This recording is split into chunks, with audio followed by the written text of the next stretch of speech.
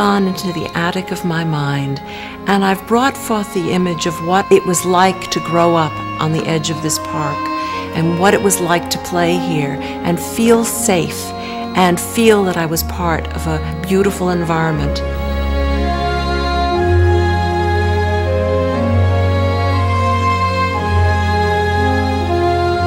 There is something very special about the original tree, the original house, or the stone, or whatever that fabric is that you can't recreate. Once it's gone, it's gone. So much of our American landscape has been stripped of its spirit. If we're talking about what it is that we're trying to preserve, it's the connection of people and place. It has been said that all the facts in natural history taken by themselves have no value, but united with human history are full of life. As much as any piece of art or architecture, our landscapes are part of our national heritage. They are woven into the many layers and stories of our lives, and their outlines remain long after our footprints upon the land are gone.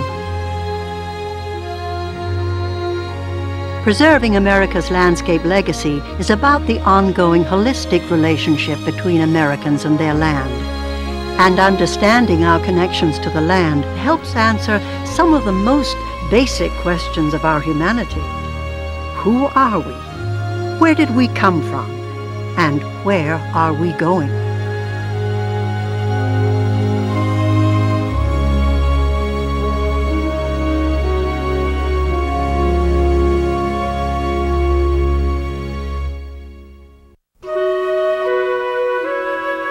In art, in theater, and in film, we commonly seek to define ourselves in relationship to the land.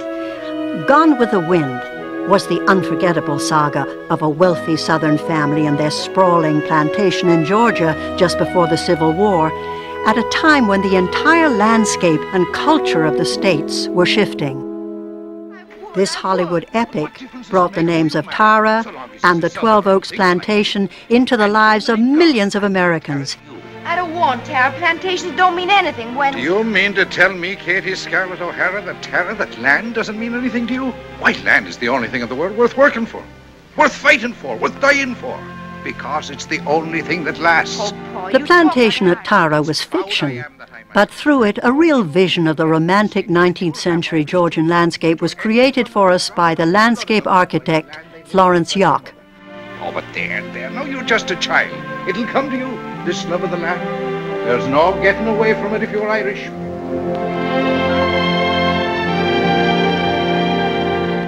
Other great Hollywood classics also offer stunning views of our country at historic points in time. Stagecoach was a landmark film and the first of many westerns shot in Monument Valley on the Arizona-Utah border.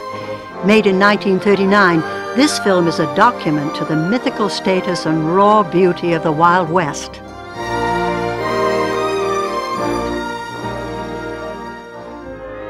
Even Sunset Boulevard ushers us inside the estate of John Paul Getty in the year 1950.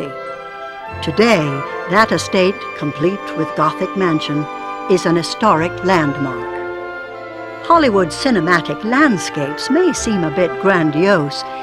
In reality, cultural landscapes can range from a small homestead with a modest front yard to a presidential estate and garden.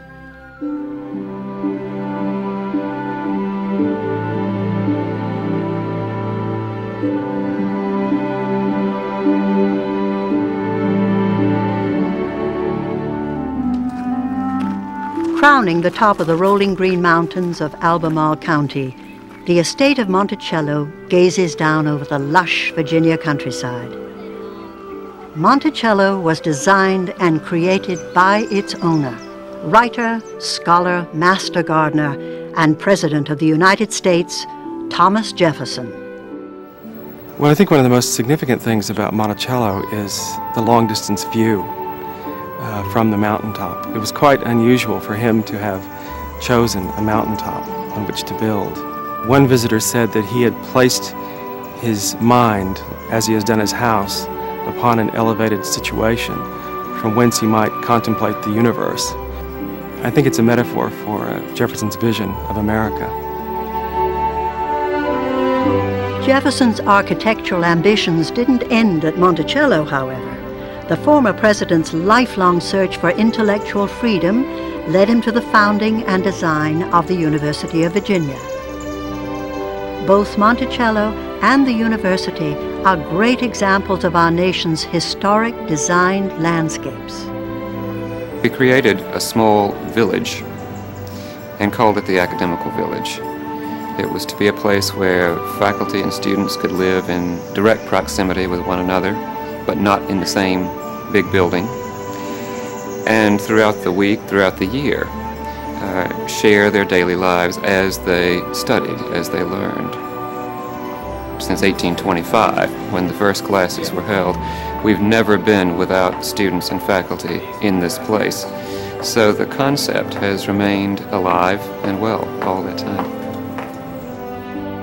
With the late afternoon sun highlighting its graceful arcades and crowning its inspired rotunda, the university lawn is regarded as a masterpiece of American design. It's one of the challenges, I think, right now is for us to begin to document that landscape history so that the university is understood not simply as something of great aesthetic value, but actually as a settlement. Both Monticello and the University of Virginia are considered historical artifacts. They are kind of landscape museums. Past clues about these places may yet be uncovered, but essentially, the character of these landscapes will remain the same and be preserved through time.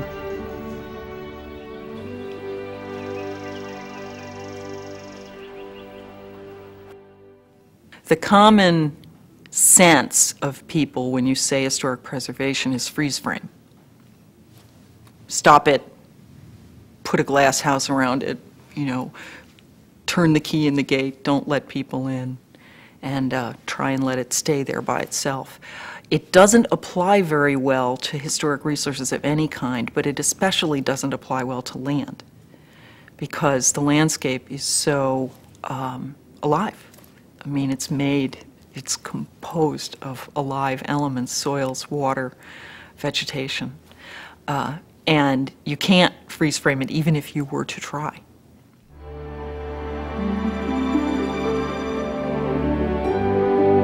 Encircling the city of Boston is an extensive ribbon of green, a rich treasure and a pioneering effort in the development of American parks. It is called the Emerald Necklace and was created by the father of landscape architecture, Frederick Law Olmsted Sr. Olmsted invented the American park. His rugged and naturalistic designs are totally man-made and were rooted as much in the idea of social reform as in the hard urban soil. Olmsted's parks were reflections of America's democratic ideal and offered open green spaces and a unifying experience for everyone. Thousands of the Olmsted firm's projects are archived at Fairstead in Brookline, Massachusetts, where Olmsted both lived and worked. The firm's revolutionary designs include the works of some of our country's most notable landscapes, from Yosemite to Central Park. Preserving these archives helps us better interpret the shape of our past. Part of the job of the landscape historian is to help give people a route back into the importance of that space. We have built our cities and lost green space, but we are regaining it, and regaining it whether it's the restoration of Central Park or the restoration of a small neighborhood node that lets people have a place where they can breathe, relax, repose, recreate, do the things that Olmsted thought were important. That's where our humanity is.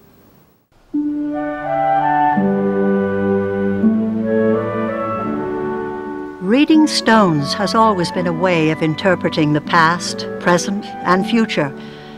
Nowhere do we read stones so clearly and interpret so much about our past as in our historic burial grounds.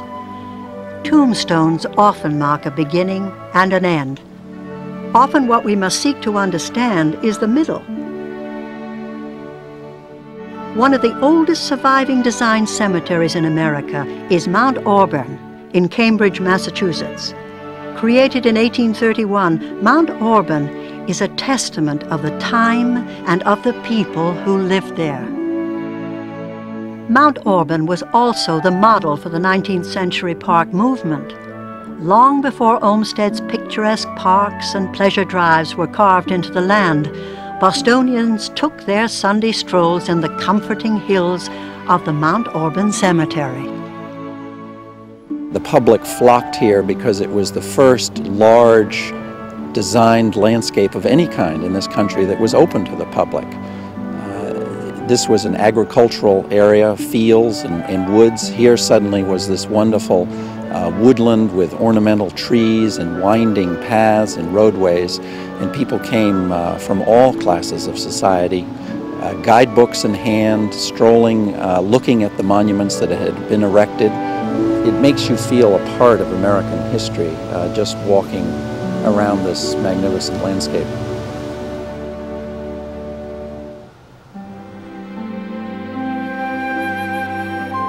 Boston wasn't the only city endowed with vast and open greens. At the turn of the century, Chicago stood out among the American cities for its progress in civic improvement. In the Midwest, a new appreciation for the regional landscape and its indigenous characteristics was growing. This came to be known as prairie style. Landscape architect Jens Jensen was the leader of this radically new approach to landscape design. The Chicago parks allowed for Jensen to explore ways of bringing his view of the region's native landscape to a naturalistic tradition. He would go on these long train rides across the Great Plains, and he'd look out the window. And as he would be staring out the window, the other passengers on the train would ask Jensen, "What are you looking at? It's so boring, it's so monotonous." And he would say, "Don't you see it? I see a great spiritual force rising off of the prairie." And so that really became a theme that inspired the rest of his life's work, both in terms of conservation and also his design work as well. Jensen went on to illuminate the vision of Western Chicago city parks in his renowned prairie style. Jensen's vision for Columbus Park was inspired by the natural history of the site. Jensen was convinced that the site was an ancient beach formed by glacial action. He designed a series of glacial ridges encircling the flat interior portion of the park, a prairie river, and open meadows. Through Columbus Park, Jensen believed that he had come to fully embody the native landscape when he wrote, "Looking west from the river bluffs at sundown across a quiet bit of meadow, one sees the prairie melt away into the stratified clouds above, touched with gold and purple and reflected in the river below. This gives the feeling of breath and freedom that only a prairie can give the human soul."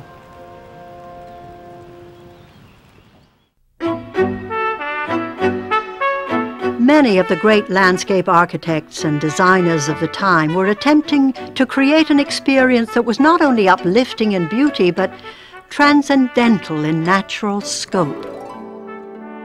In 1868, Frederick Law Olmsted and Calvert Vaux set out to design a commuter paradise outside of Chicago called Riverside.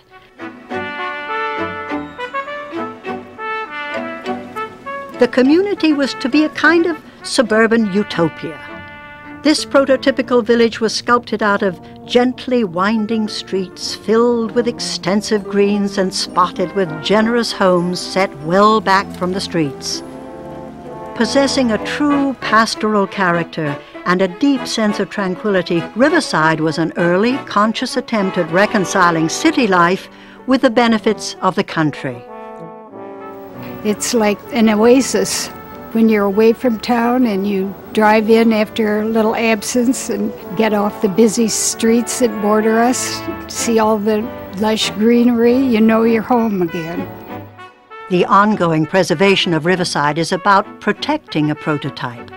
a successful model of form, philosophy, engineering, and art.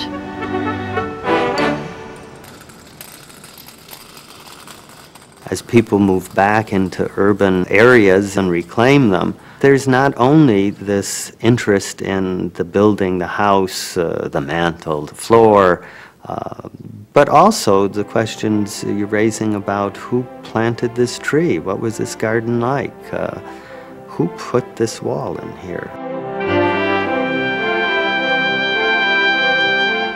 Through the endless alleys of great majestic oaks dripping with soft Spanish moss, the city of Savannah displays itself in a patterned sequence within the landscape. A marvel of perspectives. The rhythm of the city is defined by the relationship of its squares to its long vistas. Savannah is an 18th century city. It was designed by James Edward Oglethorpe as a utopian colony to actually house debtors. And the plan reflects this ideal in that each ward has a square in the center surrounded by 40 house lots, 60 by 90 feet, so that everyone had an equal landholding around the square. Like delicate game board pieces, the squares are punctuated by church steeples, cornices, and public monuments, all telling the chronology of the city's evolution for over 2 centuries. If you take a picture or a painting of a square from the 19th century and compare it to a photograph taken today, there's a particular one, a Lafayette Square of children playing croquet in about the 1890s. It's timeless. In the book, Midnight in the Garden of Good and Evil, John Berendt wrote, "For me, Savannah's resistance to change was its saving grace. The city looked inward, sealed off from the noises and distractions of the world at large. It grew inward too, and in such a way that its people flourished like hothouse plants tended by an indulgent gardener." Now people are aware that central cores of town need help. There's a whole residential community in downtown Savannah that cares, well, the only thing I can say is passionately. They love it, they want to protect it, they live in it, they enjoy it. When you're in it, you get a lift from it. Savannah, set apart by its mentality as much as by its marshland, became the first capital of Georgia, with a thriving port, an early railroad center, and a wealthy merchant community. Today, with its historic houses, parks, and squares, this romantic enclave still thrives as a unique and precious designed landscape of the antebellum South.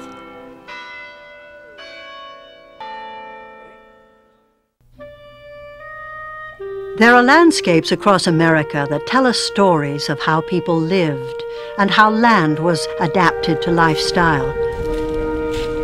Places in which people continue to dwell and where their imprints upon the land are visible and understood.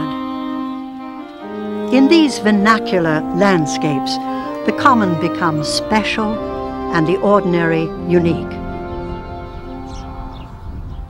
Perhaps the greatest example of vernacular landscape in America is our farmlands. 1 million acres of farmland disappear from this country every year, each acre taking with it a layer of history. We're not just losing the land, we're losing the distinction between urban and rural. We're becoming more homogeneous and erasing the uniqueness of each place.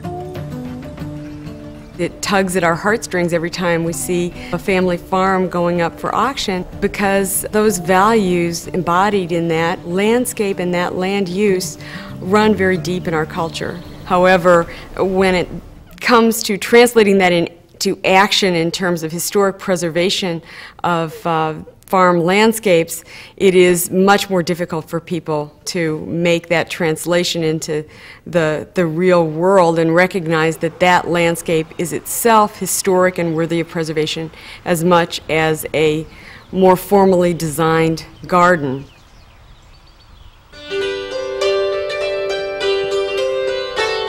In the foothills of the Blue Ridge Mountains lies a pastoral setting reminiscent of the year 1733, when the town was settled by a Quaker family. The town is Waterford, Virginia, and today is a National Historic Landmark.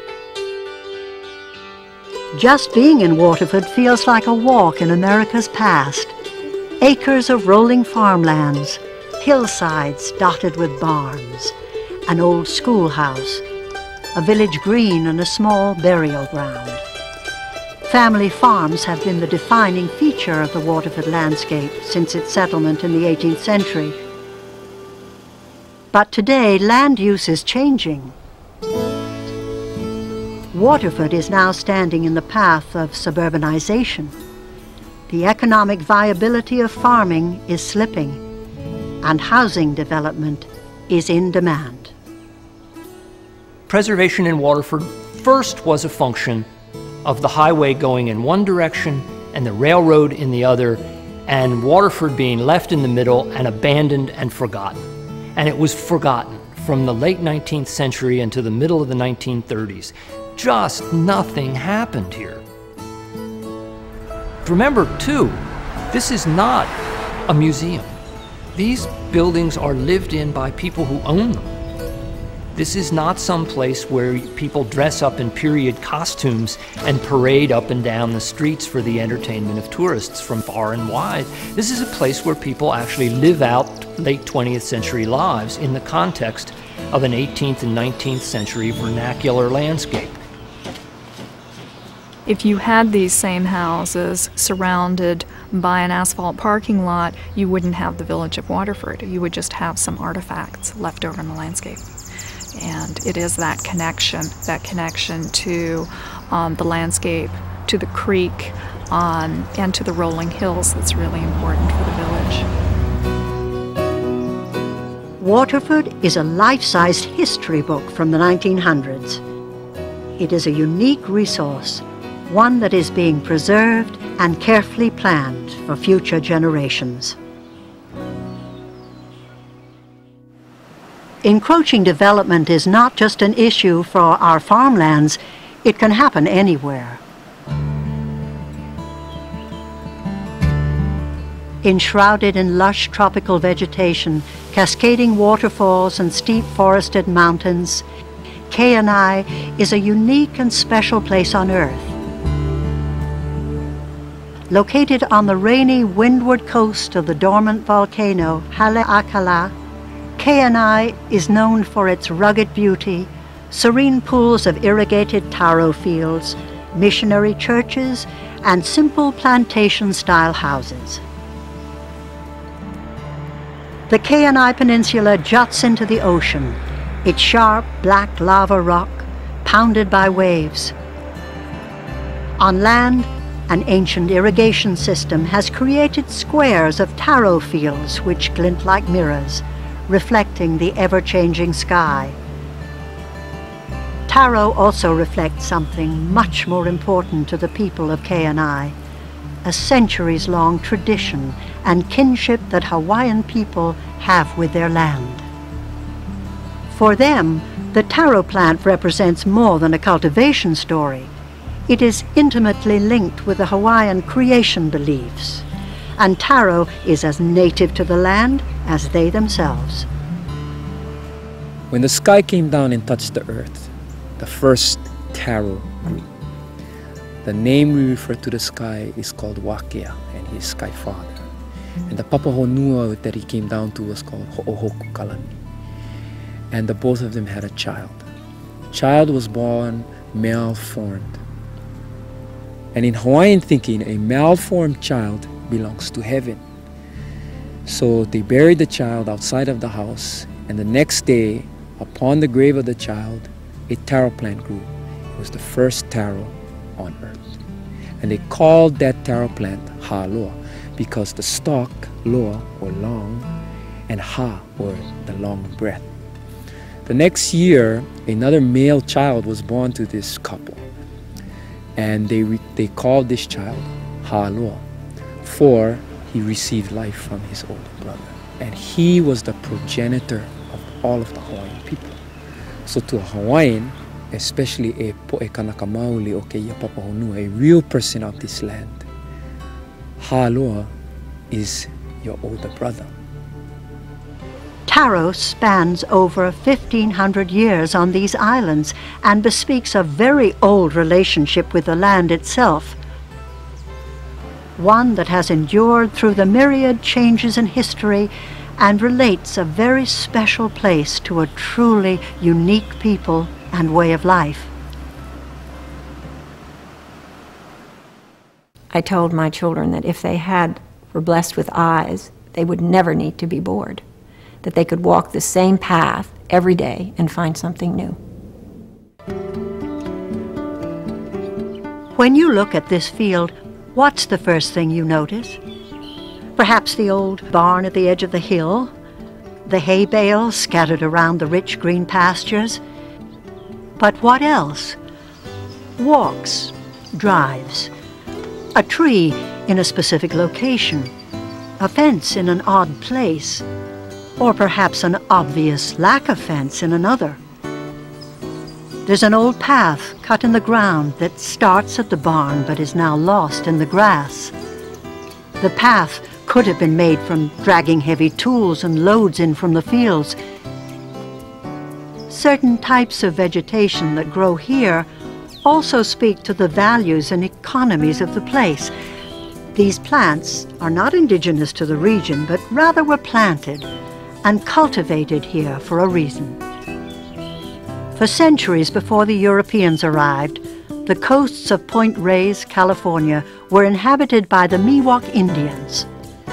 Eventually, settlement shifted from original inhabitants to the Spanish and Mexicans, and finally to the U.S. conquest of California.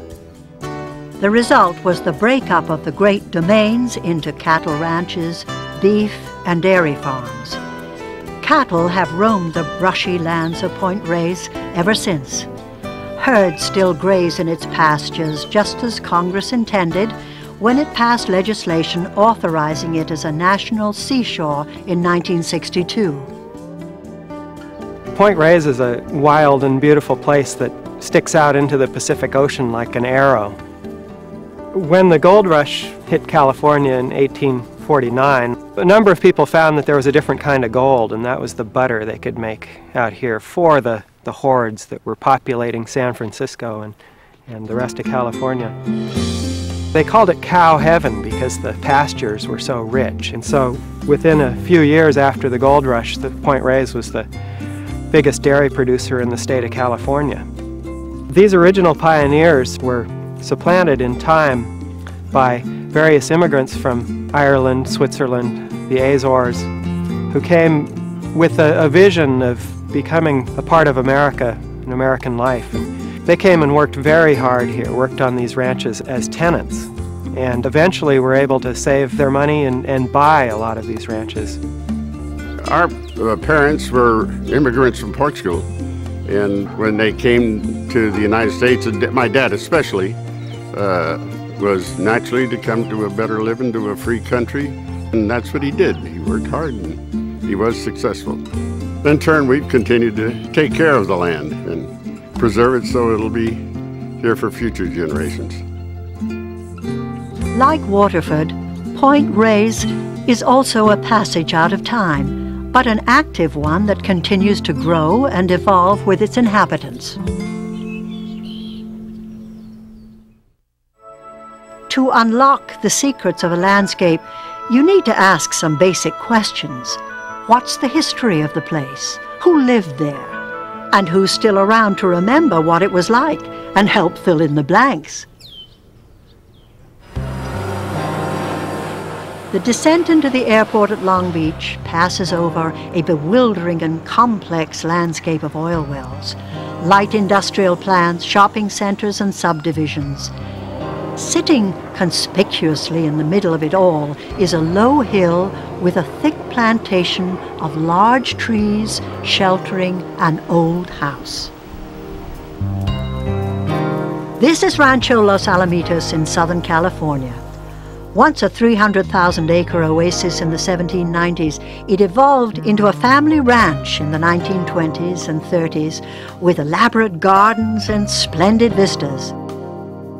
Today, only 7.5 acres of the old ranch remain and rest upon a hill only a few hazy miles outside the industrial city of Long Beach.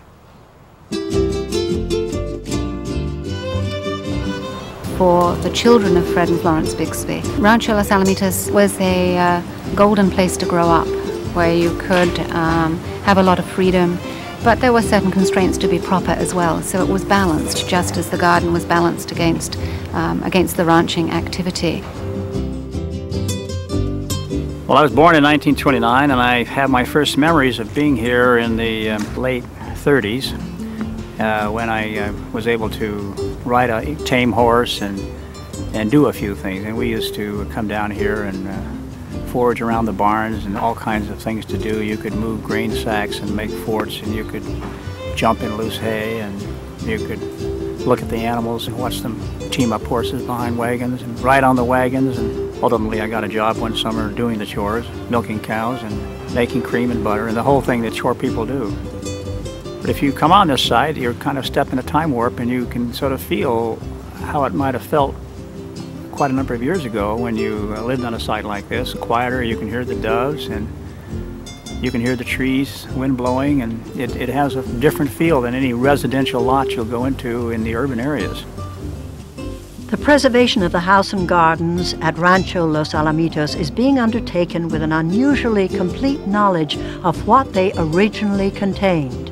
You see, the owners were also quite fond of photography.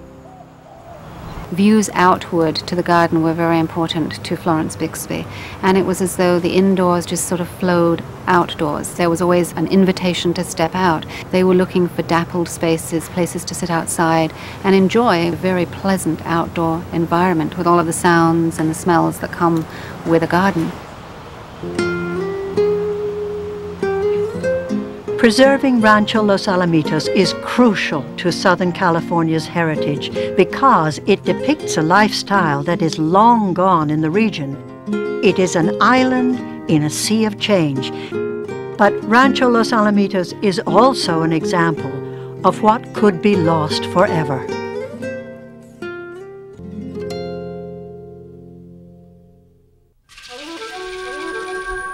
Human connections to the land are also studies in ethnography.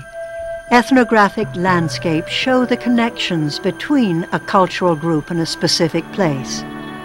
Perhaps the clearest example of America's ethnographic landscapes is in the relationship between Native Americans with the southwest of the United States.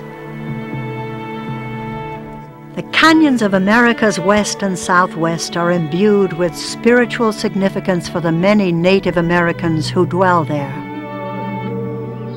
The steep sandstone walls of Canyon de Chelly encompass over 3,000 years of settlements, from the ancient tribes to the Navajo, who've made the canyon their home since the 18th century, and who continue to farm the land, raise livestock, and engage in the rich social tapestry of canyon life. Canyon de Chelly represents the presence of American Indians in one place from at least 2500 BC to today. And it's that continuum that makes it so special, because you have a modern American Indian population connecting with and interacting with the past on their own terms. For the Navajo, a waterfall could be important because a beautiful creation story originated there, or because it is associated in people's minds with a special event or ceremony, or even with a certain spiritual being or passage. The place is not only about how it is used physically, but also what it has come to represent in people's minds and spirits, whether that usage is actual or legendary.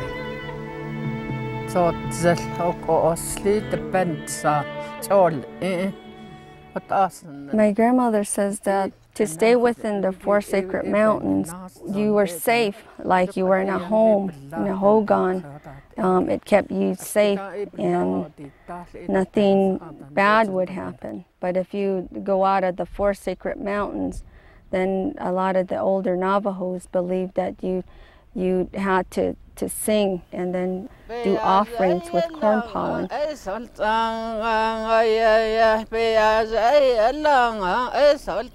I grew up in the canyon, and I feel that I have to stay here for the sake of my grandmother and the stories that she told.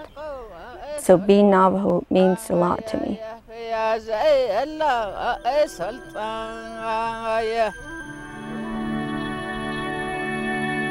Those cultures that have been in the Southwest for countless generations, they see the landscape, I think, differently than any of us could as individuals, because the histories of their whole people have come from that land. The history is tied to the landscape. The whole history is told through the landscape. The landscape contains the stories of the people, and the landscape in that regard serves as a text.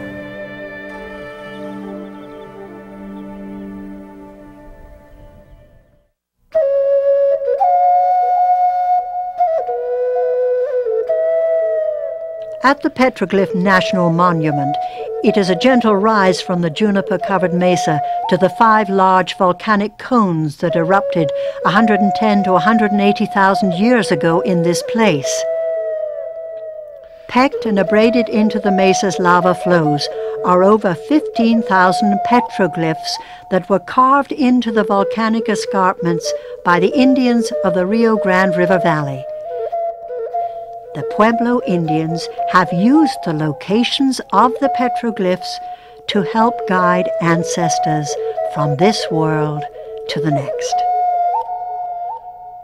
What we're seeing here is cultural continuity, the passage of an oral tradition, a tradition that could be as old as 400, even 700 years old, passed down from generation to generation. These are more than just images on rock. These are living stories, living deities. We do hear instances of the elders leaving things here for the spirits, for the deities, to feed them, because they are alive. They need to be taken care of. Together, the sum of petroglyphs tell amazing stories about the world of the Pueblos and our spirit paths that have connected human and spiritual travel for hundreds of years.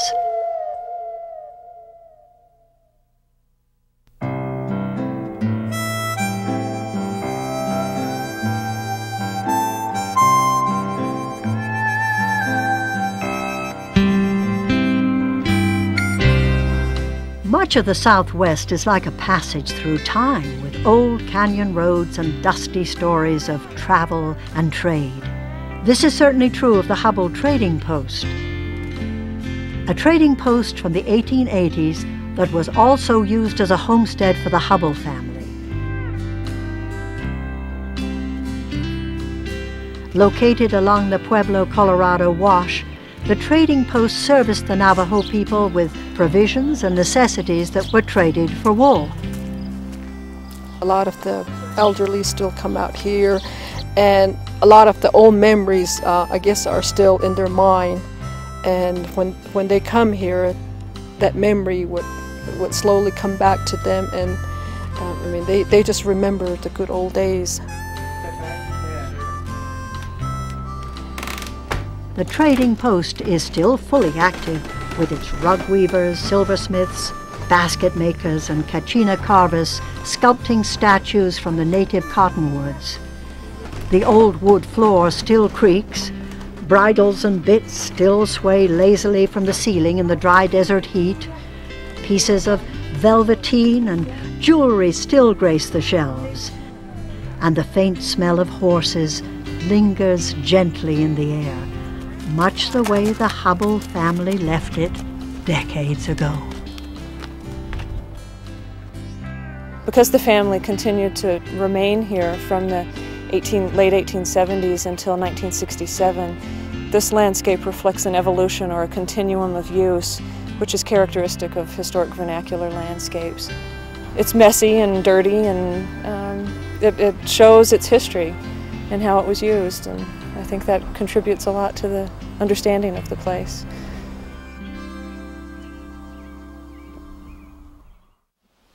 But canyons aren't the only kinds of ethnographic landscapes. They can also be unlikely urban spots that hold social or spiritual significance for people. In the bustling city of Atlanta, Georgia, is the birth home of a man of great faith and powerful dreams. A large and simple wooden structure that sheltered the great leader of the American Civil Rights Movement, Martin Luther King Jr. The block of Auburn Avenue where Dr. King was born is preserved to commemorate the life and accomplishments of this great man for the benefit, inspiration, and education of present and future generations. This is the landscape where Martin Luther King lived, worked, and worshipped, and where he is buried. The picture I would paint you as we look at the 1920s through the 1936 era when Martin Luther King was a young boy growing up here, it would be a picture filled with vibrancy. It was a community that was one of inspiration to Martin. It was one that influenced him in terms of the beloved community that he spoke about as an adult, a community that he often came back to. The neighborhood's long back alleys and colorful stretch of porches create lines of communication and social observance that have stayed alive since King was a child. One of the major objectives through all of the restoration, both physically of the houses and also of the cultural landscape, was to return this area, the community, the birth home block, to a living, breathing community. We have some residents that have lived here for several years that have a frame of reference for what it looked like, how this area has evolved, both during its height, during its decline, and now what we hope is a rebirth. I know him when he was young. I remember when Dr. King's father used to live on Houston and Boulevard. And Reverend King and his wife was real young. They lived behind me. And every day they would come to the father and mother house over there. I think the lesson here is that you can take what remains of a community and preserve the spirit of that community. And it's how that spirit gets conveyed to the public so that when they leave here, they are imbued with that spirit as well. We will be able to speed up that day when all of our children will be able to join hands and sing in the words of the old Negro spiritual. Free at last, free at last, thanks Almighty, we are free at last.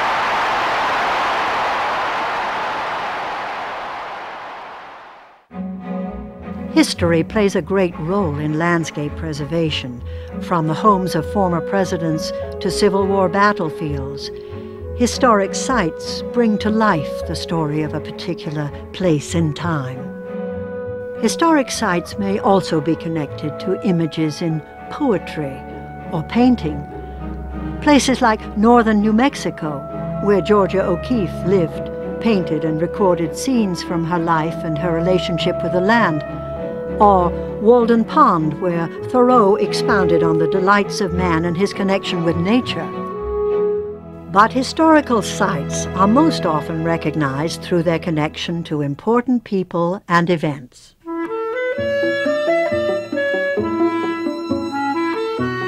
Time was when Frederick Vanderbilt could look out over the Hudson and see the bustle of commerce on the great barges and wooden sailboats floating down the river, and revel in the sound of steam and steel wheels passing on the rails below, a sound his grandfather Cornelius Vanderbilt made possible. Like scenes from Currier and Ives, the Vanderbilt mansion sits picture-perfect on the Hudson River in Hyde Park, New York. It is a premier example of an early picturesque style in landscape design by a little-known landscape gardener, André Parmentier. The picturesque style was introduced from Europe and made popular between 1825 and the Civil War. But in few places is it shown so ideally as in these 211 acres. The landscape at Vanderbilt has evolved and matured under the hand of several owners and architects spanning 2 centuries. The estate is one of a small group of virtually intact early 19th century estates in the country. Today, as visitors roam the old deer park, they experience a landscape that predated Vanderbilt himself by over half a century, and one that he chose to live in and preserve. I grew up in the Hudson River Valley and loved the valley. I identified very much with the river itself. And I think that if anything were to happen to that river, it would in some ways nullify me, but also nullify the hundreds of thousands of other people who also have a relationship, probably similar to mine in some ways, with that river. Why preserve? We preserve to forge a vital connection with our past, to retain wonderful places in our world, and to extend the legacy of our collective memory to future generations.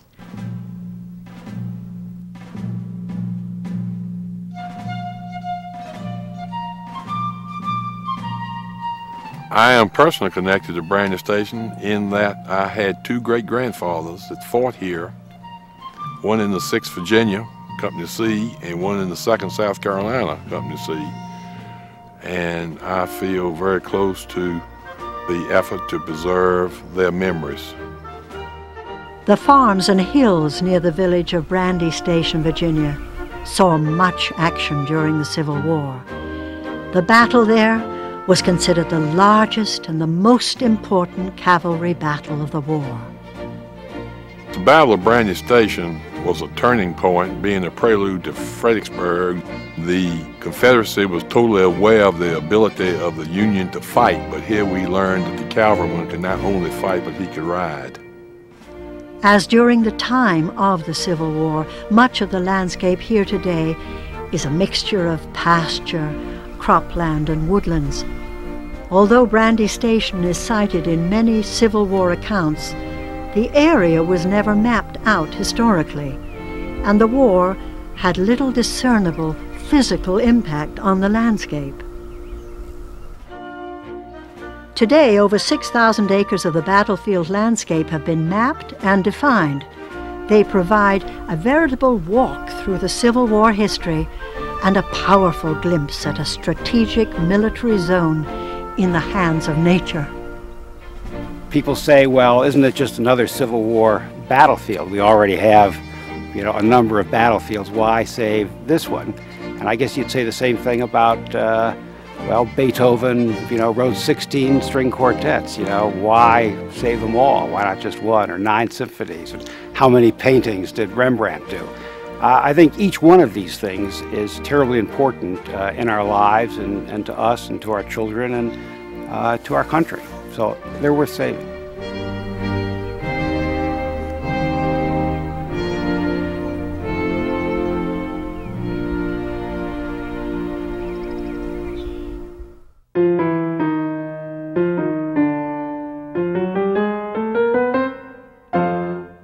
Period photographs, motion pictures, and correspondence have always been great indicators in documenting a landscape's history. It's not ironic, then, that George Eastman, the founder of the Eastman Kodak Company, left us with film clips that aided in the restoration of his historic design grounds and gardens in Rochester, New York. Short films, such as the one made in 1928 showing 2 great inventors, George Eastman and Thomas Edison in Eastman's garden, verified that features of the original landscape plans by landscape architect Olling de Forest were actually built on the Eastman property, leaving facts for restoration and leaving nothing to invention.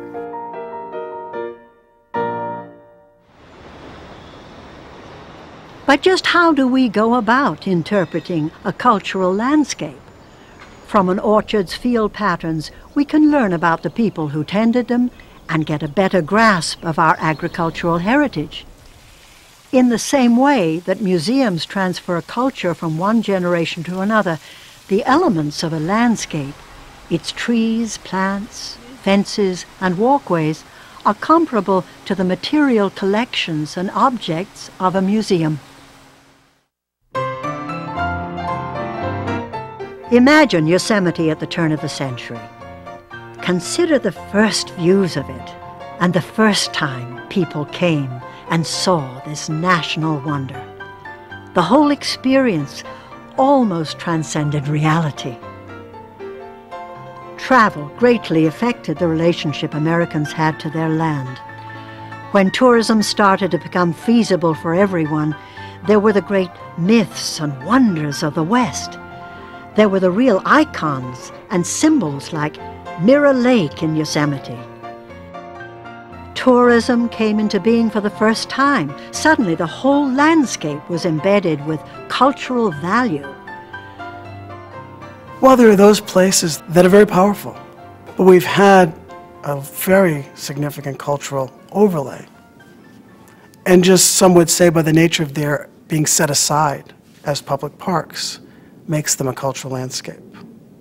Because as a society, we made a decision, and that decision comes from a certain cultural construct, to put a boundary around a place and set it aside for the enjoyment of all people.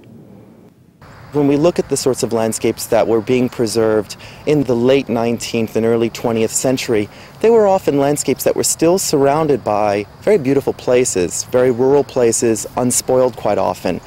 I think we're now looking at preservation in an age that is 50 years after really suburbanization starts, the construction of highways, and as a result, the contrast both within these very special places and outside of their boundaries is all the more marked. Because of this, it's not just preservationists coming together, it's people that want to use open space.